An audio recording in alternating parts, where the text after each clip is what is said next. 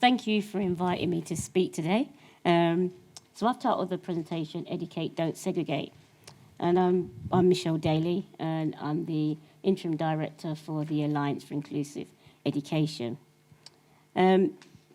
Outside of the work, what I've been doing with Alliance for Inclusive Education, I've been around for, about 20 years. I think it's a long day if I've known you as well. Yeah, doing lots of work, campaigning, working around independent living. So a long time. So what I want to talk about really is the importance of our work as ALLFIE, our work around campaigning, and also the importance of parents as allies for their disabled children. And it was great hearing from you two, speaking about how you've had to struggle for inclusive education for your son, but we want to pick up on that a bit more. So how did ALLFIE start, and why is it so important? It started with a disabled parent by the name of Michelle Mason. Michelle Mason also had a disabled child alongside other allies. She wanted her daughter to have the same, to have an opportunity to, not the same because she went to a segregated school, but she wanted her daughter to have an opportunity to have access to the world, to be part of the world. Some of the things that you've been saying, to be in the world, because we cannot talk about inclusive education, inclusive communities if we don't talk about inclusive schools, because inclusive schools are part of the community where we live. So for Michelle, it was important that her daughter, Lucy Mason, also had the same access to the community and go to the mainstream school. So what we saw within that, the importance role of parents as allies to their disabled children, particularly when it comes to fighting for inclusive education. So who is ALLFIE? So we were formed in the 1990s, 30 years next year it'll be. So it's a long time I've been campaigning for inclusive education. Our work focuses on campaigning, information sharing, training, and issues around apprenticeship. So we're a small organisation in terms of resources, but big in punch, I'd say, in our presence, people smiling. We've done some amazing stuff, and I'll touch on that in the minute. So we believe in 7 principles around inclusive education and what that's about. And you can pick some of this up from our website. So diversity enriches and strengthens all community. We believe that it's not just about think of diversity in terms of numbers, but think about in the representation, who we are. Are we present in the place? Are we able to take part? All the things you're saying, not just bunging a disabled person somewhere and saying, get on, really there. All learners have different learning styles. So recognizing some of the stuff you're saying, the different styles and how you engage, how you're part of it. All learners are enabled to fulfill their potentials. I'm not going to read every single bit because it's so long.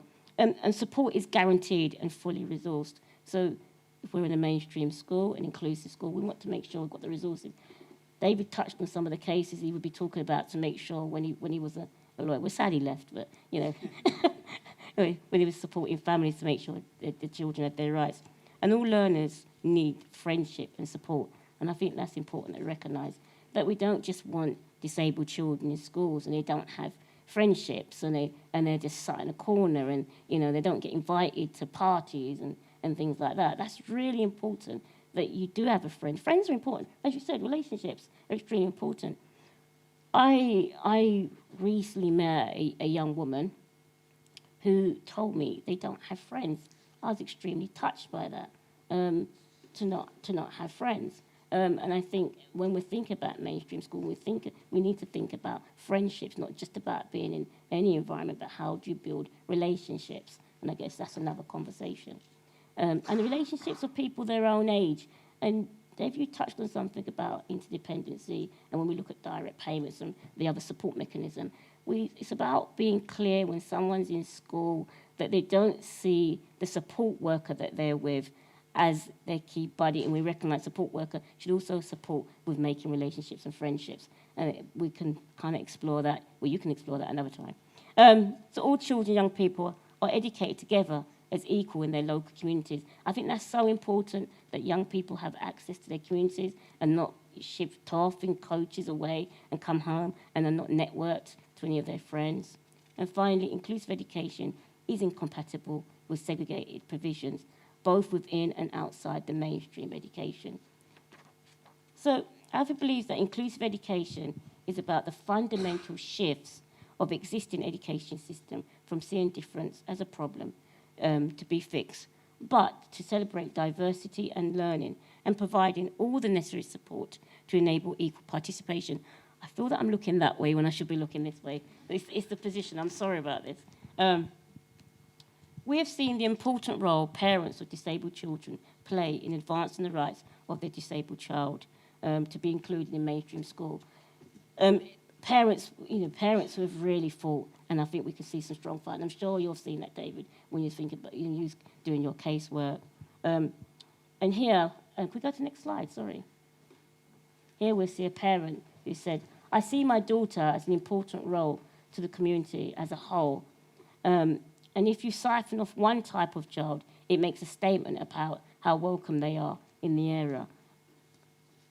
Here is another recent example of parents as allies in the recent case. I'm sure some of you have heard about the parents who took the case to court over the Sen cuts. So this is at the Sen March, where the young children were taking the petition to Parliament, and we can see here.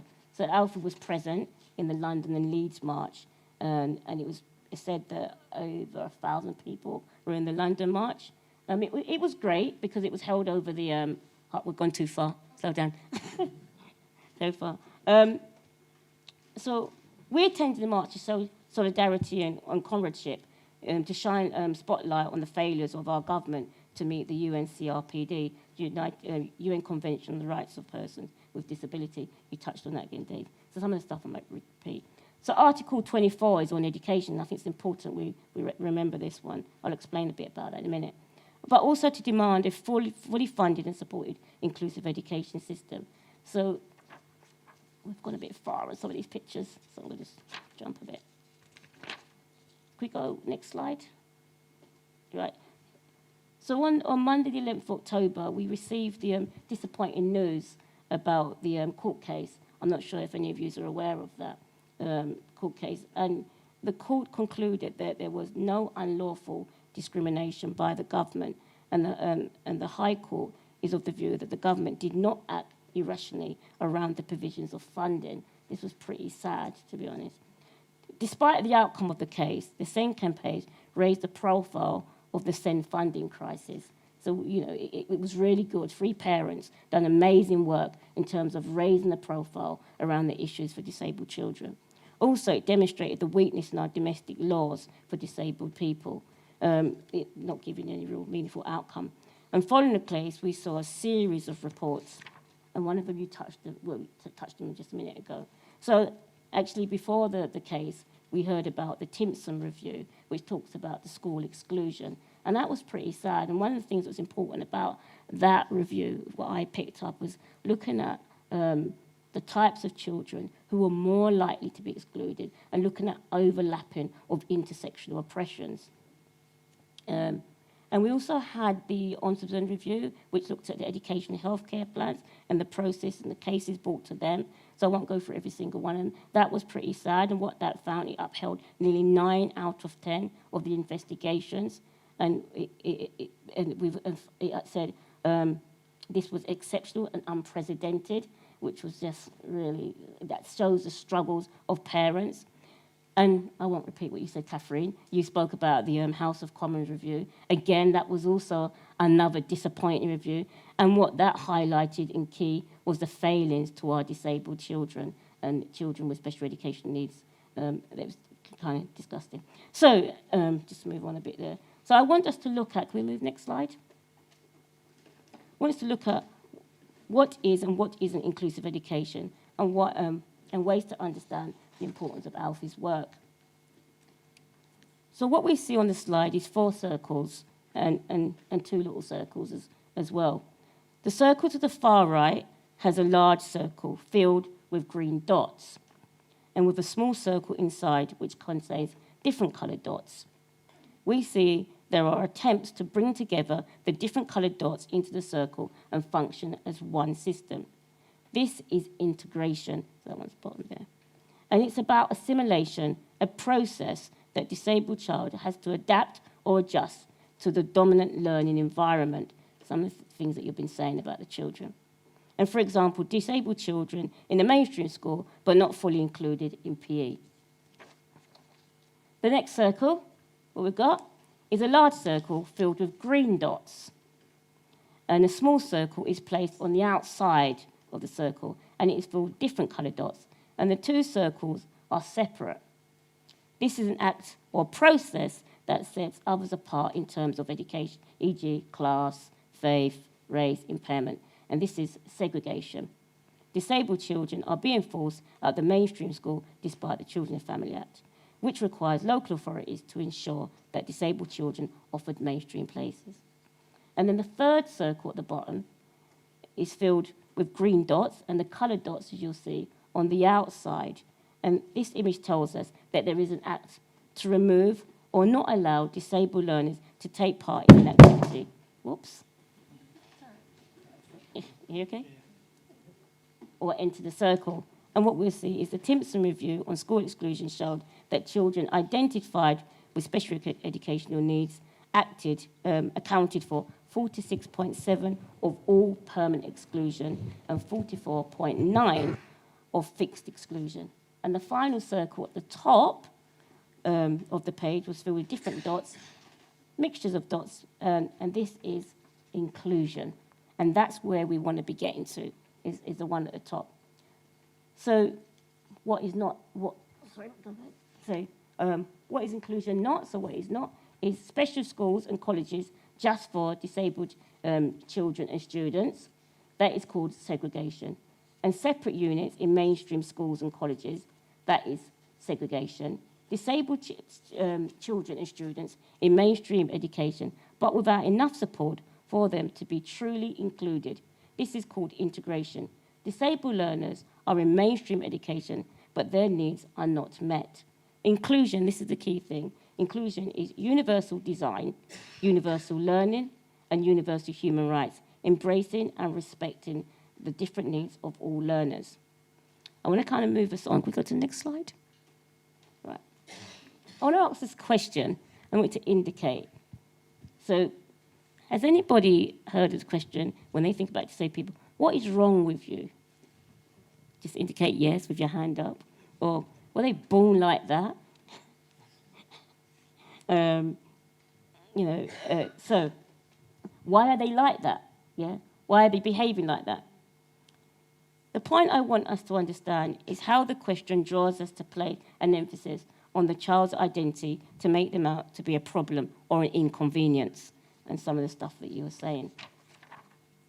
So as we can see from the picture, the experience of the disabled child is always under question. So we've got the microscope here, and we can see, and I think Michelle Mason might have drawn this picture, and we can see the picture of the child, and we're trying to analyse everything about the child. Yeah. So this is known as the medical model of disability, and the medical model is based on the ideology of normalisation. So we touched on some of this already, about normalising the child, and seeing a child as a problem, a massive problem that we just need to reject. There is a different way of thinking, which was introduced by disabled people as a way to change the narrative about the experience of disabled people. The social model of disability was introduced to help crystallise disabled people's experience and also to demonstrate that the problem faced by disabled people was caused by our oppression and the barriers that stopped our inclusion in society. And I think that's so important that we recognise that.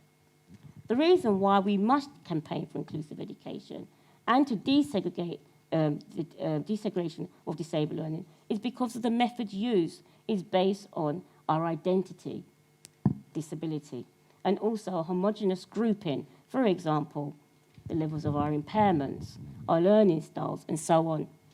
Segregation is based on disability creating irreparable damage to disabled people and the wider society, and places limitation on what disabled children can do in the future. Segregation is a massive problem. I say that because I went to a segregated school, so I'm talking from personal experience. It creates separateness of disabled people and tells society we are unequal and encourages inequality towards us. ALLFIE's How Was School project revealed in detail the lifetime impact of separating disabled children from their families and communities. So it looks over 100 years of experience of disabled people. You can check that out on our website. So we take the social model approach and focus on achieving equality for all learners all disabled learners. And we already looked at what inclusive education is. So David quickly touched on the UNCRPD. So I'll just skip that bit and move on because of time. Can we move the slide on for us?